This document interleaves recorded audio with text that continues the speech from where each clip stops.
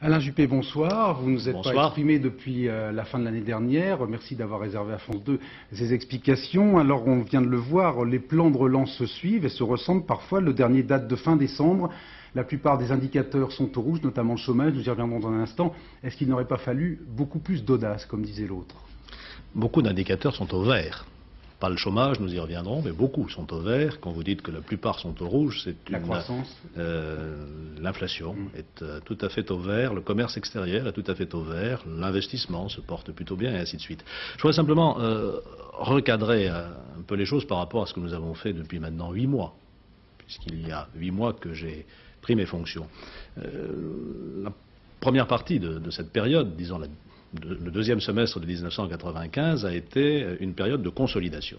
Il a fallu faire des choses difficiles, impopulaires, mais qu'il fallait bien faire. Et je voudrais en donner deux exemples. La première, d'abord, ça a été d'arrêter la dérive des finances publiques, qui existait depuis plusieurs années. Et pour cela, il a fallu augmenter les impôts, ce qui n'est jamais bien reçu par l'opinion publique, bien sûr. Mais c'est fait. Et nous avons atteint nos objectifs. On le verra d'ailleurs bientôt. Le budget 95 a été exécuté comme prévu. Autre exemple de ce qu'il fallait faire, qui n'était pas facile, qui n'était pas populaire, mais qui était inévitable, la reprise des essais. Jacques Chirac a eu le courage de le faire. Ces essais avaient été interrompus prématurément et ne nous permettaient pas d'assurer l'avenir. Eh bien, nous avons assuré l'avenir et maintenant c'est derrière nous. Si bien que 96-97 pourront être des années de dialogue social et des années de relance pour la France. Et c'est de ça qu'il s'agit maintenant. Alors vous dites que les plans se succèdent et ne se ressemblent pas ou se ressemblent. C'est pas tout à fait exact. Qu'est-ce qu'on a fait depuis plusieurs mois? On a d'abord essayé d'alléger les charges sociales. Et ça a marché avec le contrat initiative emploi. Ensuite, j'ai fait un plan PME-PMI, fin novembre. Il n'est pas encore en application puisqu'il faut voter les textes nécessaires au mois de mars. Fin décembre, nous avons pris des mesures pour libérer l'épargne qui était bloquée. Par exemple les réserves de participation des salariés. Et comme il y a eu des difficultés depuis lors, nous avons aujourd'hui, en concertation avec l'Allemagne, franchi une nouvelle étape dont nous allons parler, je pense, maintenant plus en détail. Voilà la cohérence, voilà la logique, avec un objectif bien clair pour ces 2 années 96-97, dialogue social, relance de la France. Arlette Chabot. Il y a un problème, c'est un problème de confiance. On va y revenir à propos du chômage. Pourquoi, à votre avis, les Français n'ont pas encore confiance ou n'ont pas confiance? C'est vrai que la confiance a été mise à mal pendant les derniers mois de 1995. Alors, c'est difficile d'analyser parce que c'est très subtil. J'y verrai pour ma part plusieurs raisons. D'abord, il y a eu l'augmentation des impôts. J'ai dit pourquoi.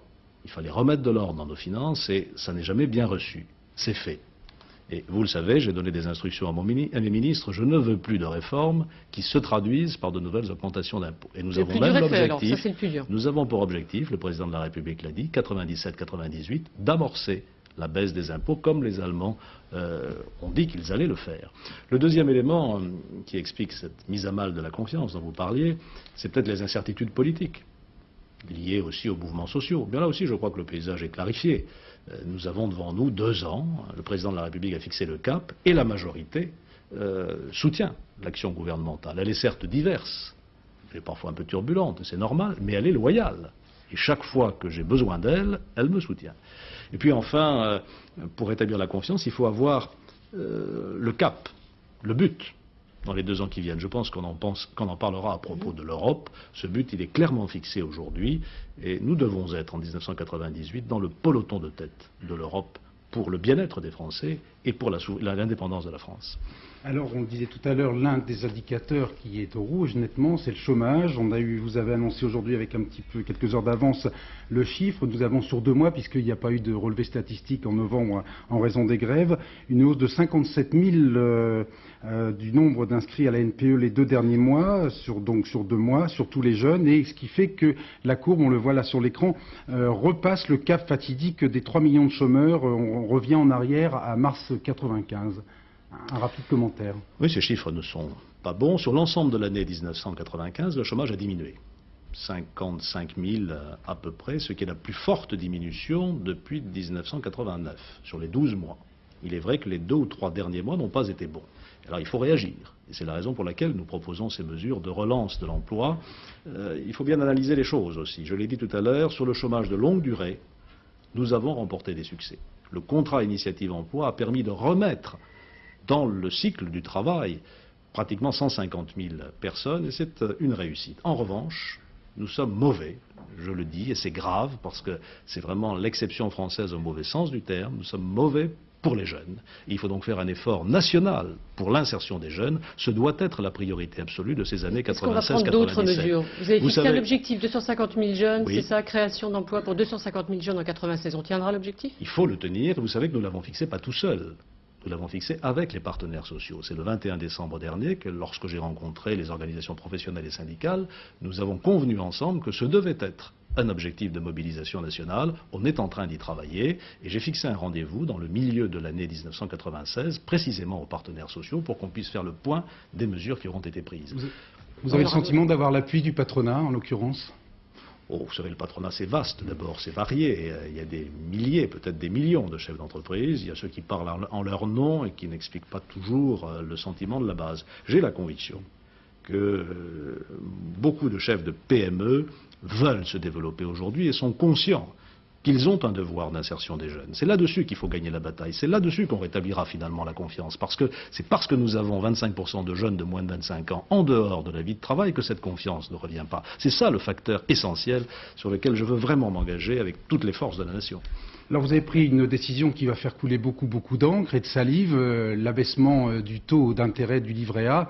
Les réactions sont plutôt négatives, même largement négatives. En gros, on dénonce la casse de l'épargne populaire. Alors, en quelques mots, pourquoi avoir pris cette décision, sachant que vous touchiez un tabou?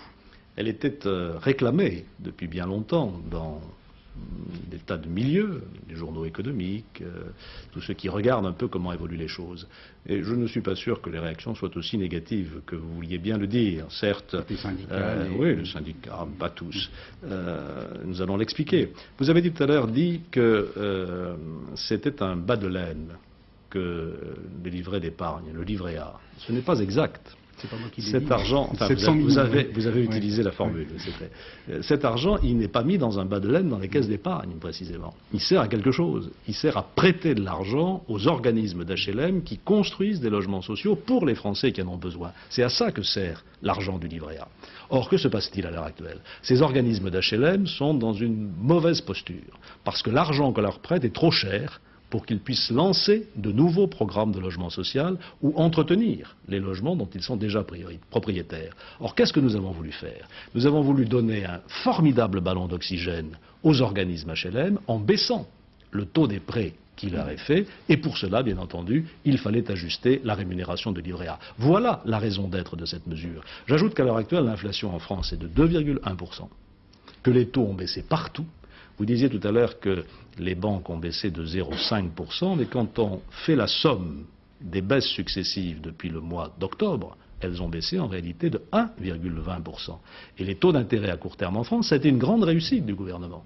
Depuis mai 1995, ont baissé de 3,3%. Il fallait accompagner ce mouvement. J'ajoute tout de suite que j'ai veillé à ce que l'épargne des Français les moins favorisés ne subisse pas de pénalisation. Et quand vous voyez que le premier livret populaire, dont nous avons parlé tout à l'heure, est à 4,75%, on ne peut pas laisser dire que l'épargne populaire est pénalisée. Ce n'est pas exact. Avec ce nouveau livret, 40 000 francs de plafond, qui va concerner 18 millions de Français, pratiquement les 2/3 des Français imposables, les 3/4 de l'ensemble des Français, l'épargne des plus défavorisés est protégée et rémunérée à un niveau qui est un des plus élevés de tous les placements qu'on trouve aujourd'hui. Alors d'un mot, vous avez vu tout à l'heure, vous avez entendu quelques épargnants qui n'étaient pas très contents. Ils disent « Ah, c'est les petits épargnants qui trinquent ». Alors qu'est-ce que vous dites aux petits épargnants ce soir? Un, on vous pique pas d'argent, et deux, aux plus petits, il y a effectivement le LEP qui vous permet d'avoir un bon taux de rémunération, donc il y aura un transfert? Je dis tous ceux qui ont moins de 40 000 francs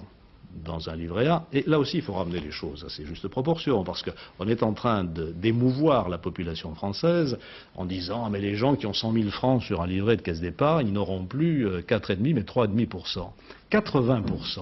80% des titulaires de livret A, des personnes qui ont un livret A, ont moins de 40 000 francs sur leur livret A. Et celles-là, non seulement ne sont pas pénalisées, mais si elles ouvrent un premier livret populaire, elles auront même 4,75 au lieu de 4,50. Alors évidemment, les 20% qui ont beaucoup plus, 100 000 francs, parfois plusieurs fois 100 000 francs, puisqu'on peut avoir plusieurs livrets dans une même famille, ceux-là, eh bien, y contribueront à l'effort de solidarité nationale en permettant aux offices d'HLM d'avoir une ressource meilleur marché et de construire des logements neufs. Je crois que cette réforme est juste et que là encore, vous avez parlé d'un tabou. Il faut quand même évoluer avec son temps. Les taux d'intérêt aujourd'hui sont historiquement bas. On n'a pas vu ça depuis 23 ans. On ne peut pas continuer à asphyxier la construction sociale en maintenant des prêts au HLM aussi élevés qu'ils le sont depuis des années. Alors le coup de pouce au crédit, la consommation, ça c'est un petit coup de pouce pour les classes moyennes, pour qu'effectivement ils empruntent, ils s'équipent? Oui, on nous dit aujourd'hui que les Français sont réticents devant la consommation. On a fait par exemple une mesure pour les automobiles, avec une prime dite à la casse qui n'a pas très bien fonctionné. Pourquoi? Parce que le crédit à la consommation est très cher, trop cher. Et le ministre de l'économie et des finances a eu raison de dire aux banques qu'il fallait le baisser. Alors pour contribuer à cette baisse de manière un peu transitoire jusqu'à la fin de l'année, nous avons fait une déduction fiscale qui revient à baisser en réalité le coût de ce crédit à la consommation. Je crois que le moment est maintenant venu pour ceux qui attendaient avant d'investir ou avant de consommer que les taux soient bas, de le faire. J'ajoute qu'il y a également, vous allez peut-être le signaler, vous l'avez dit tout à l'heure, une mesure favorable à l'investissement des entreprises, là aussi pour profiter de ces taux d'intérêt historiquement bas. Moi, je vais vous poser une petite question sur la consommation. Et on s'est demandé hier pourquoi supprimer l'allocation 900 francs versée aux femmes enceintes 5e mois jusqu'aux 3 mois après la naissance. Est-ce que ce n'était pas là aussi un petit moyen de consommer un peu plus, d'acheter un équipement? Alors, vous savez, Arlette Chabot, je sais que c'est le souci permanent de France 2. Quand on donne des informations, il faut les donner avec précision. Oui, on n'a pas de revenus. Ah oui, mais c'est très important, ça change tout. Ça change tout. Ah oui, non. Autour de 10 000 francs, c'est pas terrible quand même, non? Pardon, vous venez de me... Non, pas du tout, soyez précise. Vous venez de me dire on supprime cette allocation. On ne la supprime que pour les ménages qui n'ont pas, non pas 10 000 francs, mais 16 000 francs par mois. Et pour les premiers mois. C'était déjà le cas à partir du 3e mois après la grossesse. Eh bien, nous unifions cette mesure. Et là, je voudrais poser une question de fond. Parce qu'au-delà de ces mesures d'actualité, il faut bien quand même que la société française réfléchisse sur des questions de fond. Est-ce qu'il est normal d'aider exactement les familles de la même manière, quel que soit leur niveau de revenu?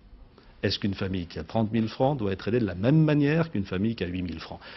Admettez que cette question se pose. Je ne suis pas d'ailleurs le seul à la poser. Les hommes de gauche la posent aussi. Eh bien, c'est une question que je veux mettre à l'ordre du jour de la grande rencontre sur la politique familiale de l'an 2000 que j'ai envisagé de réunir au mois de mars prochain, parce que cette question, elle se pose pour l'ensemble de nos allocations familiales. Vous voyez que derrière, il y a aussi un souci de solidarité et de plus grande justice dans l'utilisation de l'argent public.